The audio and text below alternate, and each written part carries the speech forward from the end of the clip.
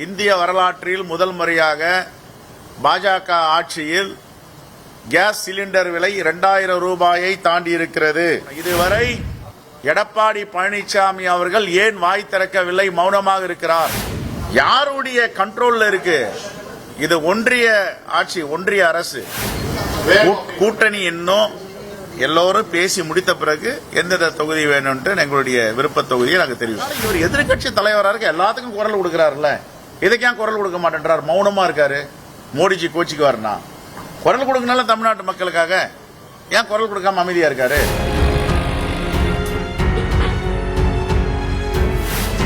இன்னைக்கு பாத்தீங்கன்னா இந்திய மக்கள் எல்லாம் அதிர்ச்சிக்குள்ளாயிருக்காங்க. தமிழ்நாடு மட்டுமல்ல, எல்லா மாநிலத்திலும் மிகப்பெரிய அதிர்ச்சி.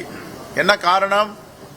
வரலாறு காணாத கேஸ் சிலிண்டர் விலை உயர்வு 2000 ரூபாயை தாண்டியதே கிடையாது வரலாற்றில். இந்திய வரலாற்றில் முதல் முறையாக பாஜக ஆட்சியில் கேஸ் சிலிண்டர் விலை 2000 ரூபாயை தாண்டி இருக்கிறது.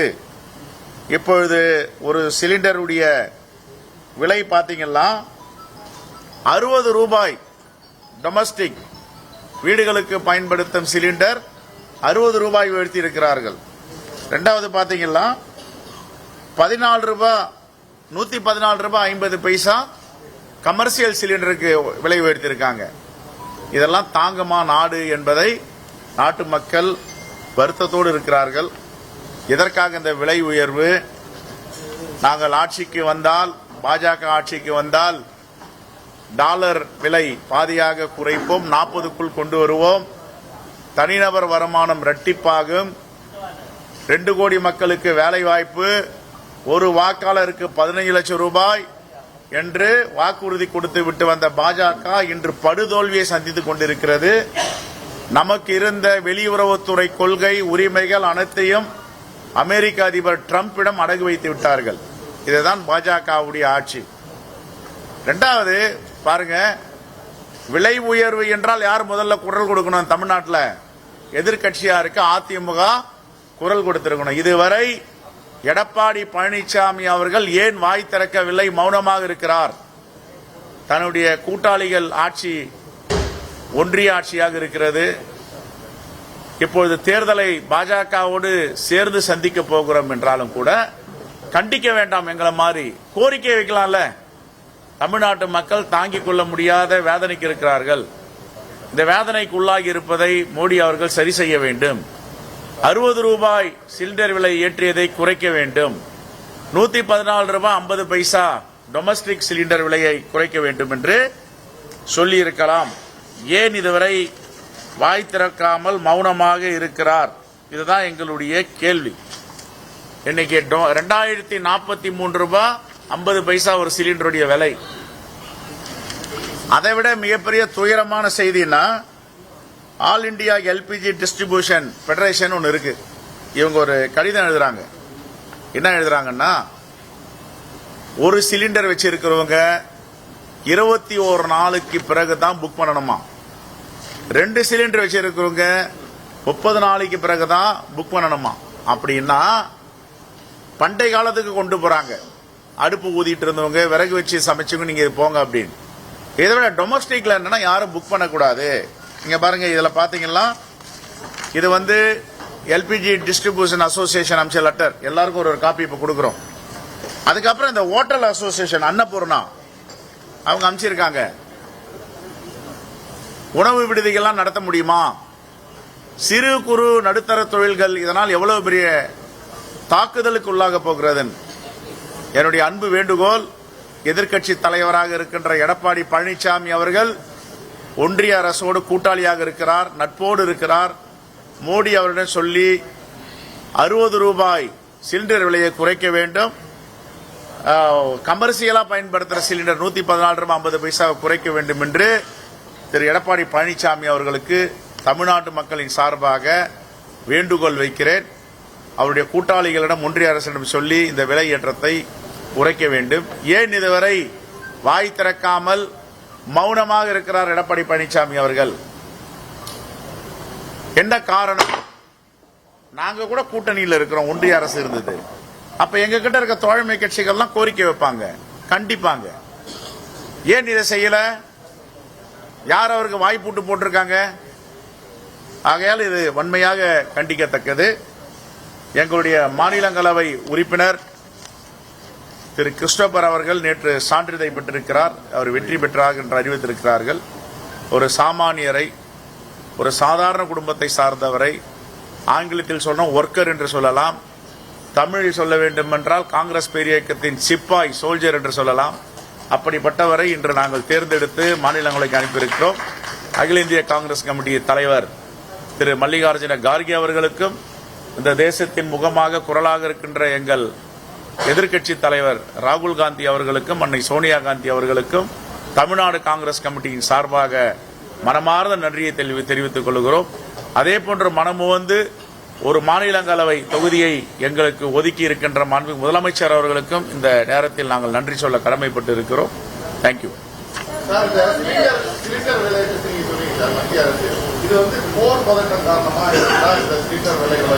Right right. விலை ஏற்றக்கூடாது. எது எதுக்கும் சப்சிடி கொடுப்போ பல லட்சம் கோடி அதானிக்கும் அம்பானிக்கும் வேவர் பண்றீங்கல்ல, வாங்கிய கடனை லட்சக்கணக்கான கோடிகள் தள்ளுபடி பண்ணிருக்கீங்கல்ல, அதில் இந்த 60 ரூபாயை நீங்கள் அரசு ஏற்றுக்கொள்ள வேண்டும். மக்கள் தலையில சுமையை வைக்கக்கூடாது. அதுதான் எங்களுடைய கோரிக்கை. சென்னையிலே நல்ல பல ஹோட்டல்கள் மூடிடுச்சு, மூட போற அபாயம் சொல்றாங்க. உடனடியாக தமிழ்நாடு அரசு இதுக்கு என்ன பண்ணணும்? Petroleum ministry not under control of the Tamil Nadu government. Tamil Nadu இதில் என்ன பண்ணோம்? ஐஓசிக்குள்ள பூந்து கொண்டு வர முடியுமா? இந்தியன் ஆயில் கார்பரேஷன்ல, இந்துஸ்தான் பெட்ரோலியத்தில், பாரத் பெட்ரோலியத்தில், செல்லுல, எஸ்ஓல இவங்க எப்படி போக முடியும்? நயாரால. இது செய்ய வேண்டியது ஒன்றிய அரசு, மோடி அரசு பண்ணணும். நம்ம எடப்பாடி பழனிசாமி அவர்கள் எதிர்க்கட்சி தலைவராக இருக்காரு, கோரிக்கை வைக்கணும், போராடி தமிழ்நாட்டு மக்களுக்கு நல்லது செய்யணும். ஏன் வாய் திறக்காம இருக்காரு? கூட்டாளியா இருக்காருல்ல, ஏன் வாய் திறக்காம இருக்காரு?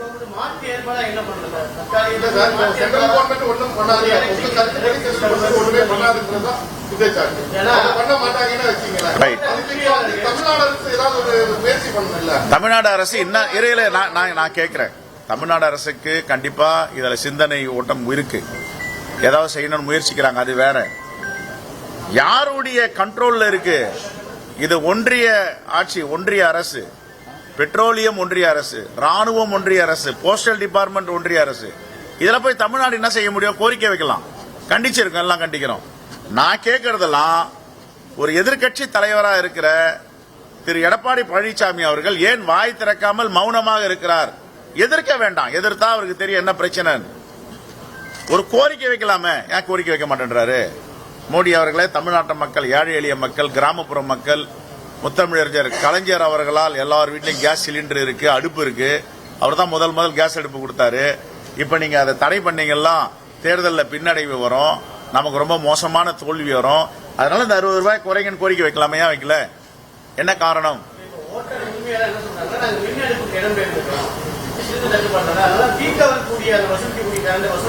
சார், மின் அடுப்பு போறதுன்றது வேற. அடுத்த கட்டத்துக்கு அவங்க நகரத்தான் செய்யணும், வேற வழி கிடையாது. இது மாதிரி இருக்கும்போது என்ன பண்ணணும்? மின் அடுப்பு, மின்சாரம் இல்லைன்னா என்ன பண்ணணும்? விறகுக்கு போகணும்.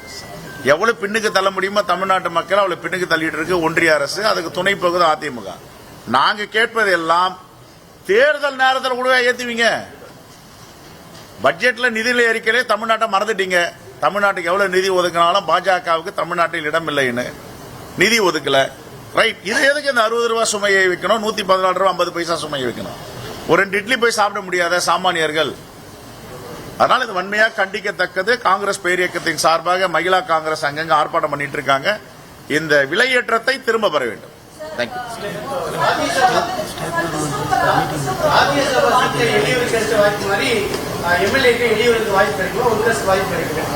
இதே மாதிரி அவங்க தான் வருவாங்க, எம்எல்ஏவா சாமானியர்கள் தான் வருவாங்க. கட்சி தொண்டர்கள் தான் வருவாங்க.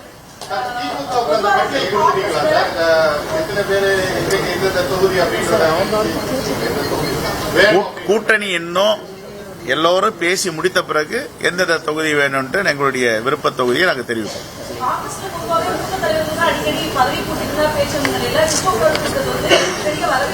இருக்குது. அதனால முதல்ல வாக்குகள் தெரிவிச்சுக்கலாம். அதுக்கப்புறம் என்னன்னா, இப்போ ரோட்டோர கடைகள்ல தானே அதிகமா வந்து அந்த வியாபாரிகள் வந்து பாதிப்பு ஏற்படுறாங்க. இதுக்கு தமிழக அரசு என்ன செய்யணும்? ரோட்டோர கடைகள்ல சிலிண்டர் வச்சுதானே அடுப்பு வைக்கிறாங்க.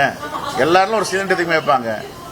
அதான் இது இது இது ஒன்றிய அரசு தான் செய்யணும். பெட்ரோலியத்துறை தமிழ்நாடுடைய கட்டுப்பாட்டில் இல்லை ஒன்றிய அரசு. அதே நேரத்தில் இப்ப நான் கேள்விப்பட்டது தமிழ்நாடு அரசு இதை பற்றி ஆலோசனை நடத்தி வருகிறார்கள்னு. உங்களுடைய விருப்பமோ எங்களுடைய விருப்பமோ தமிழ்நாடு அரசு தலையிட்டு ஏதாவது முன்மாதிரியா செய்வாங்கன்ற நம்பிக்கை இருக்கு. குமரி மாவட்டத்தில் 3 மாவட்ட தலைவர்களும் போடாம இருக்கு. எப்ப சார் அது போடுறது? கன்னியாகுமரி வெரி ஷார்ட்லி போட்டுருவோம். என்ன ரீசன் சார் அது இவ்வளவு தள்ளி போறது காரணம்? 27 மாவட்ட தலைவர்கள், அது 3 மாவட்ட தலைவர்கள். கன்னியாகுமரி எங்களுக்கு ஸ்பெஷல். அதான் வேற ஒண்ணு. உங்களுடைய கன்னியாகுமரி வந்து காங்கிரசுடைய கோட்டைன்னு சொல்றோம். அங்க 3 தலைவர்களை போடுறதுல என்ன சிக்கல்? இல்ல இல்ல அங்க நல்லா பணியாற்றிட்டு இருக்காங்க. தேர்தலில் அவங்களை தொந்தரவு பண்ண வேணாம் அப்படின்ற மாதிரி ஒரு பார்வை இருக்கு. இன்னும் ஒரு 2-3 நாள்ல தெரியும். சிலிண்டருக்கு வந்து 60 ரூபாய் உயர்த்தப்பட்டது சாமானிய மக்களை பாதிக்கும், பல தாக்கங்கள் ஏற்படுத்தும். இந்த சுமையை மத்திய அரசு ஏற்றுக்கணும் கோரிக்கை வச்சீங்க. கரெக்ட். எடப்பாடி பழனிசாமி மௌனம் காக்குறாங்க. கரெக்ட். பிஜேபி தரப்புல இருந்து என்ன சொல்லியிருக்காங்கன்னா, தமிழ்நாடு அரசு சிலிண்டருக்கு 100 ரூபாய் குறைப்பேன்னு வாக்குறுதி சொன்னாங்க. இந்த நெருக்கடியான காலத்துல எவ்வளவோ சலுகைகள் அறிவிக்கக்கூடிய தமிழ்நாடு அரசு அந்த 100 ரூபாய் இப்ப குறைக்கலாம்னு கேட்கறாங்க. அவங்க சொல்றதுல ரொம்ப ரொம்ப நியாயம் இருக்குங்க. அவர்கள் சொன்ன வாக்குறுதிகளை 90 விழுக்காடுக்கு மேல நிறைவேற்றிருக்காங்க. அது வேற. நான் என்ன சொல்றேன், நீங்க எதற்காக இந்த காலகட்டத்தில் 60 ரூபாய் 114 ரூபாய் 50 பைசா ஏத்திக்கணும் நாங்க கேள்வி கேட்டா நீங்க போய் நீங்க குறைங்கன்னா என்ன அர்த்தம் இருக்கு? அதுல போகாத ஊருக்கு வழிகாட்டக்கூடாது.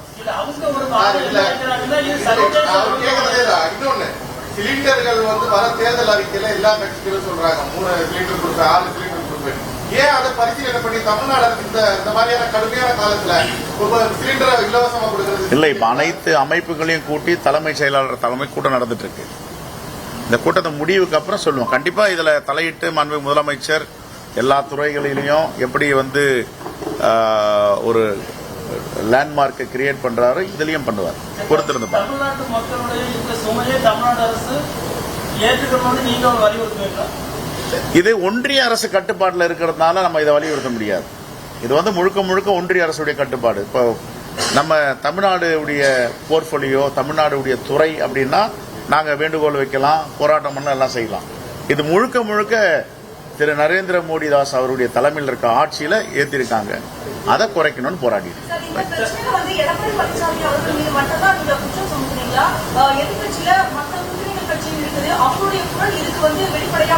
இல்ல. பிரதான எதிர்கட்சி இந்த தேசத்துடைய தமிழ்நாட்டை பொறுத்த வரைக்கும் யார் எதிர்கட்சி தலைவர்? திரு எடப்பாடி பழனிசாமி. இப்ப திரு டிடிவி தினகரன் இருக்காரு, திரு அன்புமணி இருக்காருன்னா அவங்களுக்கு பெரிய ரெப்ரசன்டேஷன் கிடையாது மாநில அளவிலேயோ ஒன்றிய அளவிலேயோ. அதனால இவர் எதிர்கட்சி தலைவராக இருக்க எல்லாத்துக்கும் குரல் கொடுக்கிறாருல்ல. இதுக்கு ஏன் குரல் கொடுக்க மாட்டேன்றார்? மௌனமா இருக்காரு. மோடிஜி கோச்சிக்குவாருன்னா குரல் கொடுக்கனால தமிழ்நாட்டு மக்களுக்காக ஏன் குரல் கொடுக்காம அமைதியா இருக்காரு?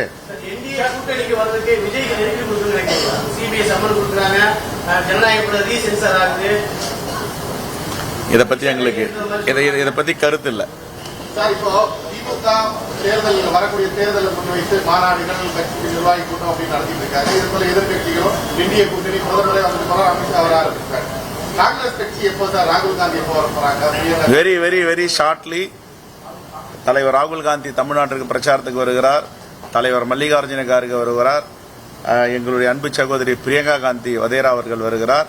இன்னும் சொல்ல போனால் அன்னை சோனியா காந்தி அவர்களுக்கும் அழைப்பு கொடுத்திருக்கிறோம். அவரும் வருவார். எல்லா முயற்சியும் நாங்கள் எடுத்துட்டு இருக்கோம்.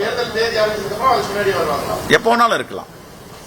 ரஷ்யாவிடம் எண்ணெய் வாங்குவதற்கு அமெரிக்கா வந்து 30 நாள் விலக்கு கொடுத்தது. கடந்த காலங்களில் இருந்த சோனியா காந்தியோ வாஜ்பாயோ வந்து இது போன்ற ஒரு பெரிய வல்லரசு நாடு. ஆனா அமெரிக்கா போன்ற நாடு வந்து நம்மளுடைய பொருளாதாரத்தில் தலையிட்டு ஏன்னா கடந்த காலம் நம்ம குறைஞ்ச விலைக்கு இப்போ இந்தியாவை வந்து ஆளுவது நம்முடைய பிரதமரா அமெரிக்க ஜனாதிபதியான்னு பார்த்தா அமெரிக்கா தான் இப்ப ஆண்டுட்டு இருக்கு. எப்படி வந்து நம்முடைய எதிர்கட்சி தலைவரான எடப்பாடி பழனிசாமி அவர்கள் ஜிஎஸ்டியில கையெழுத்து போட்டாரோ, உதயமின் திட்டத்தில் கையெழுத்து போட்டாரோ, நீட்ல கையெழுத்து போட்டாரோ, எல்லாத்தையும் தரை வார்த்து கொடுத்தாரோ, அது மாதிரி அங்க இருக்கிற பிரதமர் நரேந்திர மோடி அவர்கள் அமெரிக்கா கிட்ட எல்லாத்தையும் ஒப்படைச்சிட்டார். இந்தியாவை ஆளுவது அமெரிக்கா, அதான் ஆண்டுகிட்டு இருக்காங்க. எடப்பாடி பழனிசாமி திமுக காங்கிரஸ் கூட்டணியில உடன்பாடு எட்டப்படாத நேரத்துல காங்கிரஸ் கூட்டணி வந்து திமுக தலைமையிலான கூட்டணி ஒண்ணுமே உடன்படல, ஒண்ணுமே நடக்கல அப்படின்ற மாதிரி விமர்சனங்கள் எல்லாம் பண்ணிருக்காரு. இப்ப என்டிஏ கூட்டணியில தொகுதி பங்கீடோ பேச்சுவார்த்தையோ ஒண்ணுமே நடத்தப்படாத ஒரு சூழ்நிலை, நீங்க எப்படி பாக்குறீங்க? நீங்களே எல்லாம் பதிலே சொல்லிட்டீங்க, கேள்வியிலே அடங்கி போச்சு. கடை திறந்து வச்சிருக்காங்க, யாரும் போக மாட்டாங்க. நான் ஏற்கனவே சொன்னேன், அந்த என்டிஏ கூட்டணி என்பது முழுகும் கூட்டணி. அதுல யார் ஏறாங்களோ முழுக போறாங்க. அதனால யாரும் அங்க போக மாட்டாங்க. இங்க பாருங்க, எல்லோரும் வந்து தமிழ்நாட்டை காப்பாற்றணும், தமிழ்நாட்டை தலைநிமிர வைக்கணும், தமிழ்நாடு மண்ணை பாதுகாக்கணும், எல்லோரும் வரிசையா எங்க கூட்டணி பின்னாடி வராங்க. ரெண்டுத்துக்கும் உள்ள வித்தியாசம் தான். தமிழ்நாடு மக்கள் ஏற்கனவே தீர்மானிச்சுட்டாங்க, 210 தொகுதிகளுக்கு மேல எங்களுடைய இந்தியா கூட்டணி திராவிட முன்னேற்ற கழகத்தின் தலைமையில் வெற்றி பெறும். புதிய கூட்டணியா தேமுதிக என்ன சொன்னீங்க, ராஜ்யசபா வந்து கொடுத்துட்டாங்க உங்களுக்கு. அதுவும் இல்லாம அந்த குடும்பத்துக்கே பதவி போயிருக்குது. இதை பத்தி நீங்க என்ன நினைக்கிறீங்க? ஒண்ணுமே நினைக்கல. Right, thank you. கூட்டணி விவகாரம் தான் முடிஞ்சு போச்சு. ஒரு நீண்ட இடைவெளிக்கு பிறகு நீங்க எதிர்பார்க்காதா தெரியாது.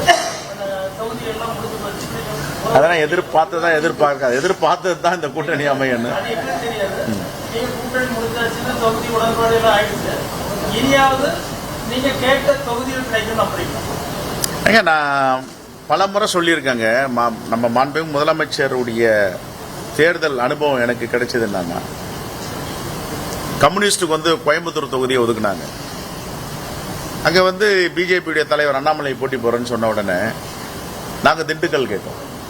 அப்ப திண்டுக்கல் எடுத்துக்கன்னு முதல்ல சொன்னாங்க. ஒரு அணுகுமுறையும் பார்க்கணும் நம்ம. அப்ப அங்க அண்ணாமலை வந்த உடனே அவரை ரொம்ப படுதோல்வி அடைய வைக்கணும், அந்த வலு கம்யூனிஸ்ட் கொடுத்துடக்கூடாதுன்னுட்டு எனக்கு காலையில் ஃபோன் பண்ணி முதலமைச்சர், இல்லைங்க இது மாதிரி இருக்கு, நம்ம கம்யூனிஸ்டுக்கு கூட்டணி கட்சிகளுக்கு பாரத்தை கொடுக்கக்கூடாது, அந்த பாரத்தை நான் ஏற்றுக்கொள்ளுகிறேன்னுட்டு அவர் ராஜ்குமார் என்ற மேயரா இருந்தவரை கோயம்புத்தூர்ல போட்டு ரொம்ப எளிதா சுலபமா படுத்துட்டே ஜெயிக்கக்கூடிய திண்டுக்கல்ல கம்யூனிஸ்டுக்கு கொடுத்தாங்க, சிபிஎம் கொடுத்தாங்க. இதுதான் மாண்புமிகு முதலமைச்சருடைய கடந்த கால வரலாறு. அந்த பார்வை, அவருடைய பார்வையை நான் ரொம்ப அதிர்ச்சியா பார்த்தேன். முன்னாடியெல்லாம் ஒரு காலத்துல எல்லாத்தையும் ஜெயிக்கிற தொகுதியை உங்களுக்கு கொடுத்தா எப்படி, இதையும் கொஞ்சம் எடுங்கன்னுவாங்க. இப்ப அப்படிலாம் கிடையாது. எங்க பிரச்சனை இருக்கு அங்க அவர் ஃபைட் பண்ண தயாரா இருக்காரு. தோழமை கட்சிகள் சங்கடப்படக்கூடாது, நல்ல தொகுதியை கொடுக்கணும்ன்றது இந்த ஒரு உதாரணம், திண்டுக்கல் கோயம்புத்தூர் உதாரணம். ஓகே, நீங்க வந்து ஏற்கனவே கூட்டணி பேச்சுவார்த்தையின் போது திமுக எதிர்கட்சிகள் விமர்சனம் வைக்கிறாங்க. நீங்க ஜெயிச்ச 18 ஈரோடு கிழக்கு தவிர்த்து 17 தொகுதிகளிலே வந்து நீங்க வெற்றி பெறதுக்கான வாய்ப்பு மிக குறைவா இருக்கு.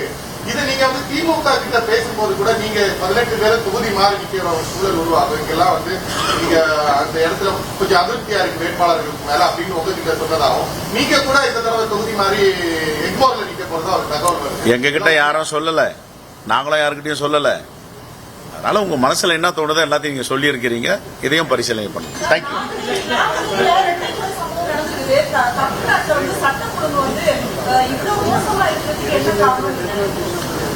ஏற்கனவே இதை வன்மையாக கண்டிச்சிருக்கோம். இனி வரும் காலங்களில் இப்படி நடக்கக்கூடாதுன்னு சொல்லியிருக்கோம்.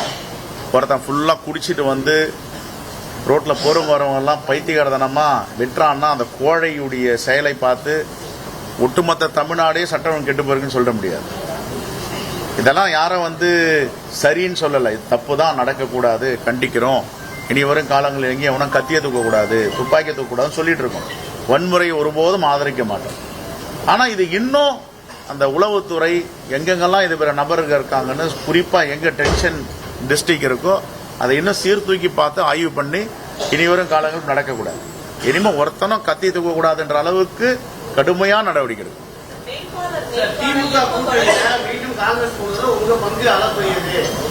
அப்படிலாம் எல்லோருடைய எங்க நான்லாம் ஒண்ணுமே கிடையாது. எங்க அகில இந்திய தலைமை முடிவு இருந்தது, நான் அதை இம்ப்ளிமெண்ட் பண்றேன். என்னுடைய பங்களிப்புலாம் ஒண்ணும் கிடையாது. அகில இந்திய தலைமை தான். இப்போ முதல்ல வந்து தொகுதிகளை நாங்க தேர்ந்தெடுப்போம். தொகுதிகளை தேர்ந்தெடுத்த பிறகு வேட்பாளர் நேர்காணல் நடக்கும். முதல் முறையா இஸ்லாமியர்களுக்கும் கிறிஸ்தவர்களுக்கும் மைனாரிட்டிக்கும் நிறைய முக்கியத்துவம் கொடுத்திருக்கோம், பட்டியலின மக்கள் கொடுத்திருக்கோம். அதே மாதிரி இந்த சோசியல் இன்ஜினியரிங் சமூக நீதி பார்வையோடு வேட்பாளர்கள் தேர்வு இருக்கும்.